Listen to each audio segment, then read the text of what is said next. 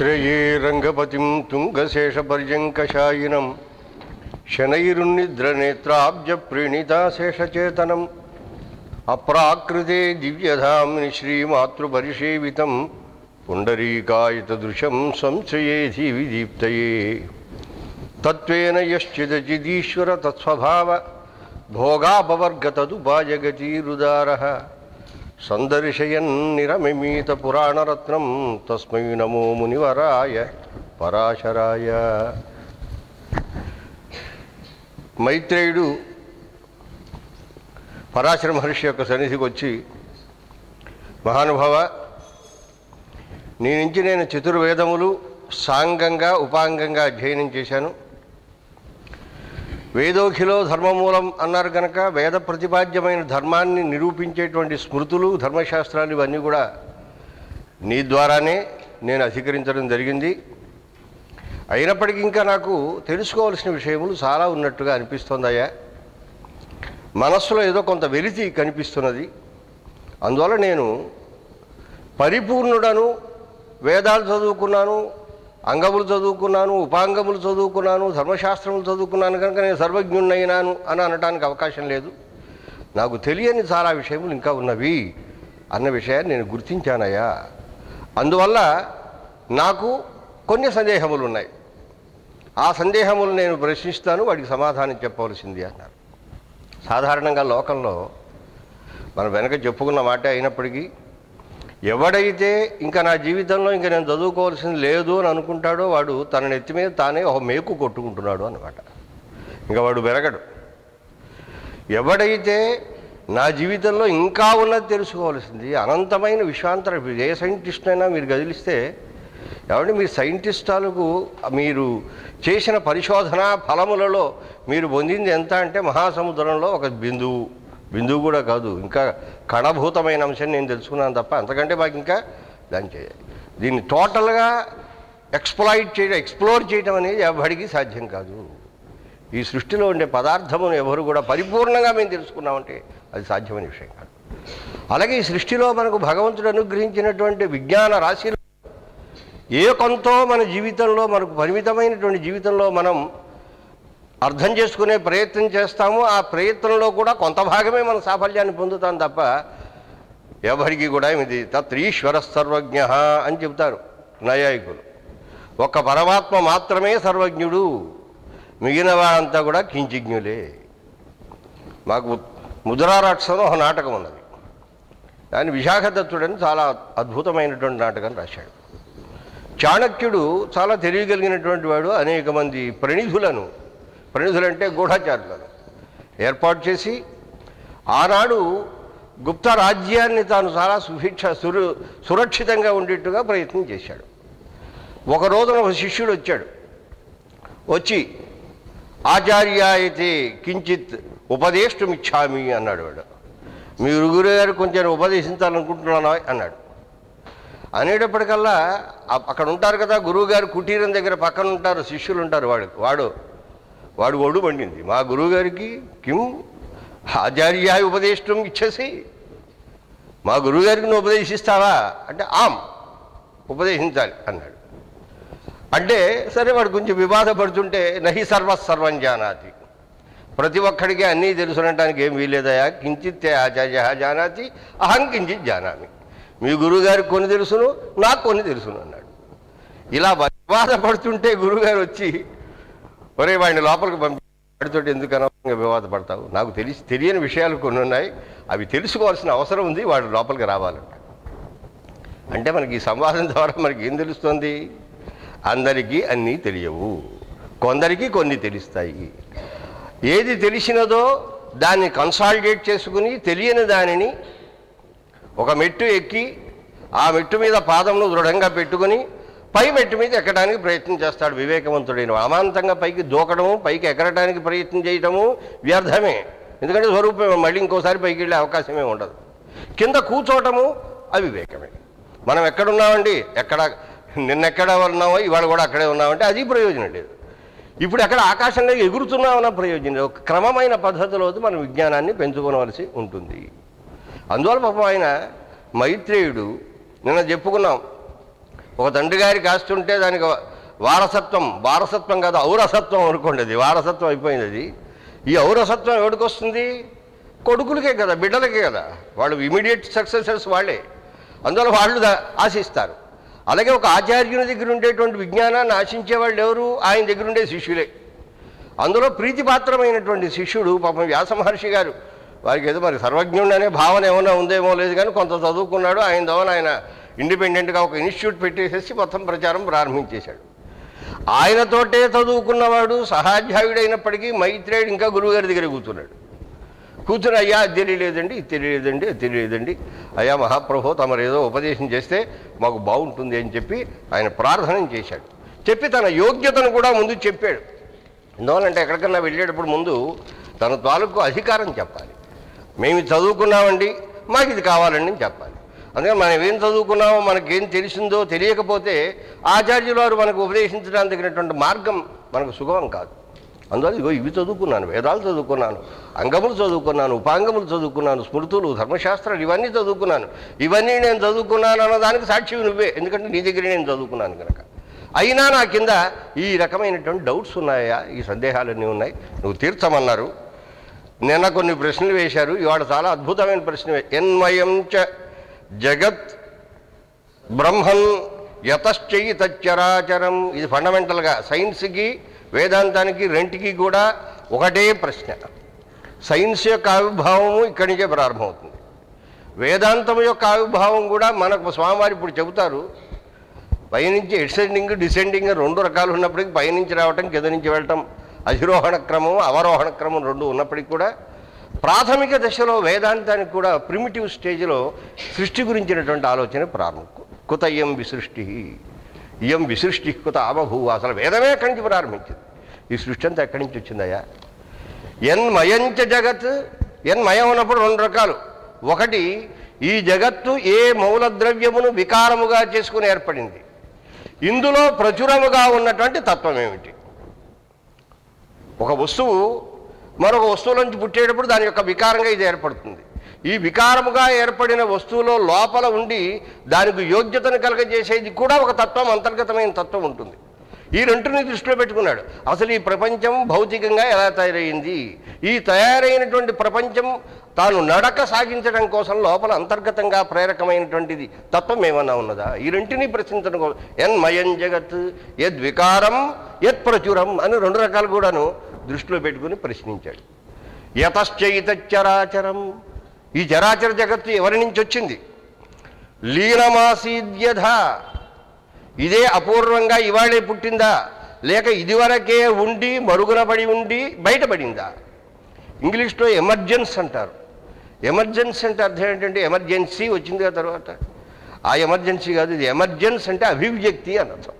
అభివ్యక్తి అంటే ఇదివరకే ఉన్న వస్తువు ఇతరేతర కారణముల చేత కనిపించక ఈవాడ కనుక మన దృష్టికి గోచరమైనట్టయితే దానికి ఎమర్జెన్స్ అంటారు. అది అభివ్యక్త పడటం అని అంటాం అన్నమాట.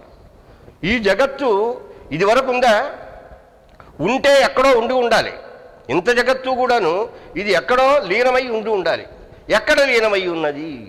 మా స్వామివారు చెబుతారు. దాని దృష్టాంతం ఒక దాంట్లో చాలా చక్కగా వస్తుంది. ఓ పెద్ద మర్రి చెట్టును చూపించాడు తండ్రి గారు. ఒరే, ఇంత మర్రి చెట్టు ఎక్కడుందో తెలుసునా? ఇగో ఇంత బీజంలో ఉంది. ఎంత బీజంలో ఉంది? కంటికి కూడా కనిపించనంతటి బీజంలో ఉంది. మర్రి తాలూకు పండు ఉంటుంది. ఆ పండులో కొన్ని లక్షల బీజములు ఉంటాయి. ఒక్కసారి ఆ పండుని చిదిపినట్టయితే ఆ చిదిపిన దాంట్లోంచి కొన్ని లక్షల కణములు బయటకు వస్తాయి. అందులో అతి సూక్ష్మమైన కణంలో ఇంత శాఖోపశాఖలుగా విస్తరించినటువంటి ఈ వృక్షమంతా కూడా దాగి ఉన్నది. అదేవిధంగా ఈ ప్రపంచం అంతా ఎక్కడుంది? ఎక్కడో అతి సూక్ష్మమై, మన స్వామివారు చెప్పారు అనోరణీయాన్ అన్నట్టుగా అణువు కంటే కూడా అతి సూక్ష్మమైనటువంటి ఏ పారమాత్మిక తత్వం ఉందో అందులో అది లీనమై ఉన్నది. అది తెలుసుకోవాలి, అది గురుముఖంగా తెలుసుకోవాలి. అందువల్ల లీనమాసీద్యథా యత్ర లయమేష్యతి యత్ర చ. ఇది వరకు ఎక్కడో లీనమయ్యుండి అది ఇవాళ అభివ్యక్తమై ఇది ఇలాగే ఉండదు. తర్వాత ఏమవుతుంది? ఎక్కడికో ఇది మళ్ళీ ప్రవేశిస్తుంది, లయాన్ని పొందుతుంది.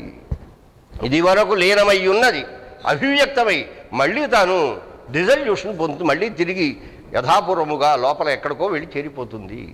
ఈ రహస్యము నాకు కావాలి, దీని గురించి నీవు చెప్పాలి. అంతే కదయ్యా. యత్ ప్రమాణాని భూతాని, గాలి ఉన్నది, వాయువు ఆకాశం ఉన్నది, పృథివీ ఉన్నది, నిప్పు ఉంది, నీరుంది. వీటి యొక్క ప్రమాణములు ఏమిటి అంటే ఇక్కడ అడగటంలో తాత్పర్యం ఏమిటంటే ఔపనిషదమైన రహస్యాన్ని దృష్టిలో పెట్టుకుని ఎక్కడక్కడ ఇవాళ పృథివీ అని అంటున్నాను. పృథివీ అంటే అందులో పృథివీ అంశం ఎంత, మిగిలిన పాళ్ళు ఏమిటి?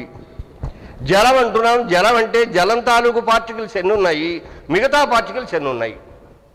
మనకు పంచీకరణ ప్రక్రియ అని మనకు శాస్త్రం చెబుతుంది. పంచీకరణ ప్రక్రియ అంటే భూమి అన్నాం అనుకోండి, భూమిలో 50% భూమి ఉంటుంది. 12.5 జలము, ఆకాశము, మిగిలినటువంటి తత్వములు తేజస్సు, వాయువు తత్వములు ఉంటాయి. అలాగే గాలి అన్నాం అనుకోండి, ఆ గాలి అనేటువంటి భూతతత్వంలో 50% గాలి ఉంటుంది. మిగతా 12.5 50% మిగతా 4 ఎలిమెంట్స్ అందులో చేరతాయి అన్నమాట. అందువల్ల ఈ పంచభూతములు కూడా ఏ ఒక్కటి 100కి 100 పాళ్ళు అదే తత్వము కలది కాదు. ఎందుకంటే అన్యోన్య సంశ్రయా, ఒకదానితో ఒకటి ఆశ్రయించి అవి అండాన్ని ఉత్పాదనం చేశాయి. అసమేత్య అన్యోన్య సంబంధం, ఒకదానితో ఒకటి సంబంధం పొందకపోతే అసమాగమ్య కృత్స్నశ అంటాడు మనకు పరాశర మహర్షి. పూర్తిగా ఒకదానితో కలవకుండా ఈ అండ సృష్టి ఏర్పడదు. ఒక భూమితోటే ఏర్పడదు, ఒక గాలితో ఏర్పడదు, ఒక నీటితో ఏర్పడదు, ఒక తేజస్సుతో ఏర్పడదు. అందువల్ల పృథివీ జల తేజో వాయువు ఆకాశములు అనేవి వాటి వాటి పాళల్లో కలసినప్పుడు ఈ రకమైనటువంటి బ్రహ్మాండమైనటువంటి ఈ అండ సృష్టి ఏర్పడుతుంది తప్ప ఏ ఒక్క వస్తువు వల్ల ఏర్పడేది కాదు. కనుక ఈ భూతముల యొక్క ప్రమాణములు ఏమిటి నాయన, వాటిని మాకు చెప్పవలసినది.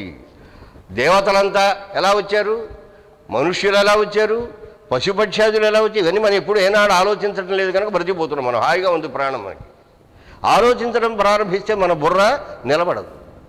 ఏదో ఒక మౌలికమైన పదార్థంలోంచి ఒక రకమైన వస్తువు వస్తుందని మనకు తెలుసును. ఏదైనా ఒక మూల వస్తువు తీసుకుంటే, బంగారం తీసుకుంటే బంగారం నుంచి ఆభరణాలు వస్తాయని తెలుసును. మట్టి తీసుకుంటే కుండ, ఏదో చట్టి, ముంత, బాణ ఇటువంటివేవో వస్తాయని మనకు తెలుసును. అంటే ఒక మూలద్రవ్యంలోంచి ఒక రకమైన పదార్థం వస్తుందని తెలుసును. కానీ ఇన్ని రకములు అయినటువంటి విచిత్రములైన పదార్థములన్నీ ఏదో ఒక మూల కారణం నుంచి వస్తుంది అంటే ఇది ఎలా విశ్వసించాలి? ఏమంటే కుర్చీ తయారు చేయాలి, బల తయారు చేయాలి, చెక్కతో చేస్తారు, మట్టితో చేయలేము. కుండ తయారు చేయాలి, కుండతో మట్టితో తయారు చేస్తాము, మరో దాంతో మనం చేయలేము. ఇది మనందరికీ లోకానుభవ సిద్ధమైన విషయం. కానీ ఇన్ని భూతములు, దేవతలు, మనుష్యులు, పశువులు, పక్షులు, క్రిమికీటకాదులు, ఇన్ని రకములైనటువంటి అతి విచిత్రమైన పదార్థ జాతం అంతా కూడా ఏర్పడిందే ఈ ప్రపంచంలో. ఎక్కడి నుంచి ఏర్పడింది? ఇది పర్యాలోచన చేస్తే తప్ప, గవేషణం చేస్తే, ఇన్వెస్టిగేట్ చేస్తే తప్ప తెలిసేటువంటి విషయము కాదు నాయన. సముద్ర పర్వతానాంచ సంస్థానంచ యథా భువ, ఈ భూమి ఎలా నిలబడింది, సముద్ర పర్వతాదులు ఏ విధంగా ఏర్పడాయి. ఇవాళ కొండ ఎలా ఏర్పడిందో మనం ఇది కొండ ఎక్కేస్తాం, కొండ దిగేస్తాం, కానీ ఆ కొండ ఎలా తయారైంది అంటే మాత్రం అదో పెద్ద సైన్సు. ఓ పెద్ద సైన్స్ అది చదువుకుంటే కానీ ఎలా వచ్చింది. అవి కూడా పెరుగుతుంటాయండి, మన వాళ్ళు చెబుతుంటారు. కొండలు కూడా పెరుగుతుంటాయండి క్రమక్రమంగా. అయితే ఎలా పెరుగుతాయి? కొన్ని వేల సంవత్సరములకు కొన్ని అంగుళాలు పెరుగుతుంటాయి. ఇలా లక్షలాది సంవత్సరములు అవి జరుగుతున్న కొద్దీ వాటిలో పెరుగుదల ఉంటుంది, క్రమక్రమంగా పెరుగుతుంది. కొట్టేసినా పెరుగుతాయండి. ఎందుకంటే పెరిగే లక్షణం ఇవి. చెట్టు కొట్టేస్తాం మనం, మానేస్తుందా? ఆ పక్క నుంచి వస్తుంది. ఓ చెట్టు కొట్టేయండి మీరు, ఏమీ పోతుంది. దానికి వేళ్ళున్నాయి, మూలం ఉంది, పక్క నుంచి ఒక ఆఫ్ షూట్ వచ్చేస్తుంది, అది మళ్ళీ ఇంతలా తయారవుతుంది. బ్రహ్మజముడైన ఒక చెట్టు ఉంది, మీరు చూశారో లేదా మాకు తెలియదు, వాటి గురించి మేము బాగా అనుభవించాం. పొరపాటున ఆ బ్రహ్మదేవుడు పుట్టింది, దాన్ని కొట్టాలంటే ఏం చేయాలి? ఇటు కొడితే అటు పెరుగుతుంది, అటు వస్తే ఇటు పెరుగుతుంది. జీవితాంతం కొట్టినా అలా పెరుగుతూనే ఉంటుంది. ఏం చేయాలండి? ఏం లేదండి, ఎంత వీలైతే అంత భూమి బాగా తవ్వి పారేసి అక్కడ నిప్పు పెట్టండి, దాన్ని కాల్చి పారేయండి, అప్పుడు పాసిబిలిటీ ఉంది అది రాకుండా ఉండడానికి. అప్పుడు కూడా గ్యారంటీ చెప్పలేమన్నమాట. అందువల్ల పరిణామశీలమైన ఈ ప్రపంచంలో ఉండే వస్తుజాతం పరిణామం చెందుతూనే ఉంటుంది, ఎంతగా మనం వానికి ప్రతిబంధం కలిగించినా. ఇది దాని యొక్క లక్షణం అన్నమాట. ఇవన్నీ చెప్పవయ్యా. అసలు వీటన్నిటికీ ఆధారభూతమైనది ఒకటి ఉంది, ధర్మం అనేది ఒకటి ఉన్నది. ఆ ధర్మం యొక్క లక్షణాన్ని నాకు చెప్పవలసినది. ఆ ధర్మం కూడా ధర్మస్య తత్వం నిహితం గుహాయాం అంటాడు ఆయన. అయ్యా ధర్మం గురించి చెప్పండి అంటే ఏం తేలిక అనుకున్నాడు. ధర్మం అంటే ఊరికే ఏవో 2 అక్షరాలు చెప్పేయచ్చు అనుకుంటున్నావా? అది ఎవరికి అర్థమయ్యే విషయం కాదయ్యా. అది ధర్మస్య తత్వం నిహితం గుహాయాం. మరి ఎలా తెలుసుకోవాలి? మహాజనో ఏన గతః సపంథః. మహానుభావులు ఏ మార్గంలో వెళ్ళారో ఆ మార్గాన్ని అనుసరించి ధర్మాన్ని మనం తెలుసుకోవాలి తప్ప ధర్మం అనేది శృంగగ్రాహికంగా ఇలా కొమ్ములు పట్టుకొచ్చి మేకను ఎదురుకుండా పెట్టినట్టుగా ధర్మాన్ని పెట్టడానికి అవకాశము లేదు. అందువల్ల ఈ ధర్మముల యొక్క స్వరూపాన్ని కూడా మాకు చెప్పాలి. ఎందుకంటే వర్ణ ధర్మములు ఉన్నాయి, ఆశ్రమ ధర్మములు ఉన్నాయి, సామాజిక ధర్మములు ఉన్నాయి, వ్యక్తి ధర్మములు ఉన్నాయి. నాకు ఒక ధర్మం ఉంటుంది, ఆయనకు ఒక ధర్మం ఉంటుంది, మరొకరికి ఒక ధర్మం ఉంటుంది. వారి వారి స్వరూప స్వభావాలను బట్టి ధర్మాలు వేరుగా ఉంటాయి. వారు ఆశ్రయించినటువంటి వృత్తిని బట్టి ధర్మం ఉంటుంది, వారు పుట్టిన వంశాన్ని బట్టి ధర్మం ఉంటుంది, వారున్న ప్రదేశాన్ని ధర్మం ఉంటుంది, వారున్న వాతావరణాన్ని బట్టి ధర్మం ఉంటుంది. ధర్మం అనేది బహుముఖంగా ఉంటుంది. మరి దీని యొక్క స్వరూపం ఎలా తెలుస్తుంది? ఇవన్నీ కూడా నువ్వు నాకు వివరించి చెప్పవలసినది అని ఏమేమి కావాలో ఇవన్నీ ఆయన మహానుభావుడు అడిగాడు. చాలా పెద్ద లిస్ట్ ఇచ్చేశాడు. ఈ లిస్ట్ అంతా ఎన్సైక్లోపీడియా అన్నమాట. విజ్ఞాన సర్వస్వం అంటే ఈ లిస్టు చదువుకుంటే మనకు కావాల్సిన విజ్ఞానం అంతా ఇందులో ఉంది. ఇచ్చిన తర్వాత చాలా బాగుంది నాయన, అద్భుతంగా నాకు గుర్తు చేసావా, నేను మర్చిపోయాను. వెనకటేవో కొన్ని కథలు జరిగాయిట. ఆ జరిగిన కథలు కూడా మా తాతగారు అప్పుడప్పుడు ఆయన కొంచెం గుర్తుంటుంది, వశిష్ఠుల వారు గుర్తుపెట్టుకుని ఒరే అప్పుడు అలా జరిగిందిరా, ఇలా జరిగిందిరా, ఇలా జరిగిందిరా అని చెబితే అవును కాబోలని నేను గుర్తు చేసుకుంటున్నాను. కానీ ఆ విషయములన్నీ కూడా ఎప్పుడో నేను మర్చిపోయాను. అది పరాశరుడి యొక్క యోగ్యత.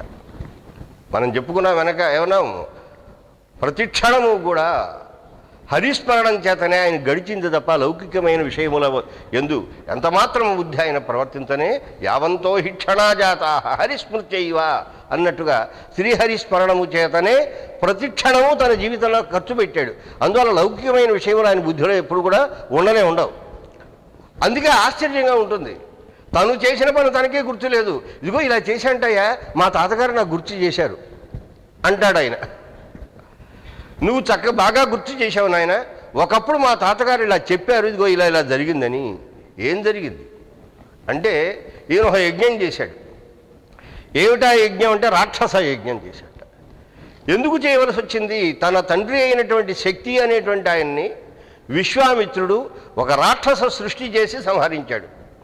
అంటే విశ్వామిత్రుడు యజ్ఞం చేస్తున్నాడు. ఆయన త్రిశంకుడు అనేటువంటి ఆయన చండాలత్వాన్ని పొందాడు. చండాలత్వాన్ని పొందినటువంటి ఆయన తాను యజమానుడుగా ఉండి యజ్ఞం చేయాలనుకుంటే క్షత్రియుడైనటువంటి విశ్వామిత్రుడు తాను యజ్ఞ నిర్వహణ చేయడానికి సిద్ధపడ్డప్పుడు ఎవరు కూడా ముందుకు రాలా. ఎవయో చేయించుకునేవాడేమో చండాలుడు, చేసేవాడు క్షత్రియుడు. ఇదేమిటి దీనికి మేము రామన్నారంటే ఆనాడు ఆ రకమైన వ్యవస్థ ఉండేది, మానసిక ప్రవృత్తి బాగా ఉండేది కనుక చేసేవాడికి యోగ్యత లేదు, చేయించుకునేవాడికి అంతకంటే యోగ్యత లేదు. అందువల్ల మేము రావుపోమన్నారు. రావుపోమంటే సరే అందరి మీద ఆయనకి చిందులు తొక్కాడు. చిందులు తొక్కి ఆఖరికి అందరినీ చెప్పించాడు. ఆఖరికి తన కొడుకును కూడా చెప్పించుకున్నాడు. వీళ్ళు వాళ్ళని కాదు, అందరినీ ఆఖరికి తన వాళ్ళని కూడా చెప్పించుకున్నాడు.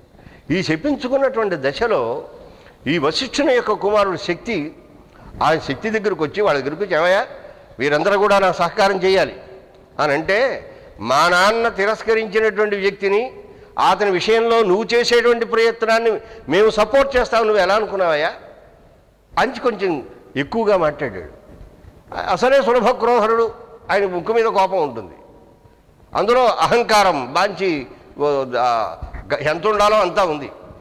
అటువంటి దశలో వెంటనే ఒక కృత్య అనేటువంటి ఒక రాక్షసిని సృజించి ఆ రాక్షసి ద్వారా శక్తిని సంహరణం చేశాడు. ఎప్పుడైతే తన తండ్రి గారు విశ్వామిత్రుని వల్ల సంహరింపబడ్డాడో అలా సంహరింపబడటానికి ఒక రాక్షసి ఎలా ఎప్పుడైతే కారణమైందో ఈ ప్రపంచంలో రాక్షస జాతి ఉండటానికి వీల్లేదు, వీటిని నిర్మూలన చేస్తానన్నాడు. అంటే మనకి పరీక్షణ మహారాజు గారు ఆయన సర్పదష్టుడు అయినప్పుడు జనమేజయుడు సర్పయాగం చేసినట్టుగా ఓ పాము కరిచింది, పోయాడు. పోయేటప్పటికల్లా పాము వల్ల మా నాన్న పోయాడు కనుక పాములే ప్రపంచంలో ఉండటానికి వీల్లేదు అంటే లోకంలో ఇలా ఉంటుంది ఒక్కొక్కప్పుడు అనమాట. పాతేతసులని ఉన్నారు, వారు 10 మంది.